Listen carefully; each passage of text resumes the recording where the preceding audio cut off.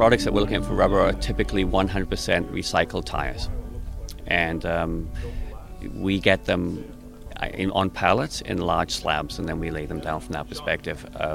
You have to use specialized tools to cut them because they have tires, because they're recyclable tires, they have bits of metal in them, so it's a very hard cutting surface. So that's a challenge you have to look at when you're putting in rubber sidewalks.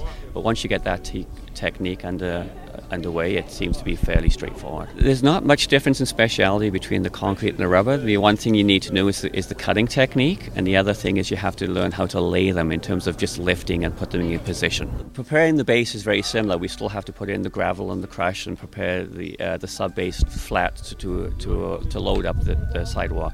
The actual difference is when you actually put the product on top. For concrete, of course, you pour it. You don't have to carry it. This comes in slabs.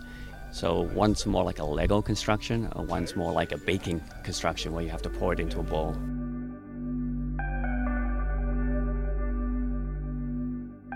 Rubber is a flexible product and concrete is not. So we expect it to bend and flex more when tree roots go up or the soil settles. Now the question is how much, and we're not going to, that's why it's a 5-year test. We have to see when the soil settles significantly how the rubber does.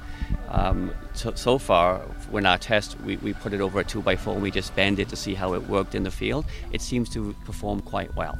But time makes a big difference. You know, rubber does dry out over time, so we need to see how it performs in the field with the sun, with the snow, with the rain. From what we've seen, I think Vancouver is a very good area to test rubber sidewalks.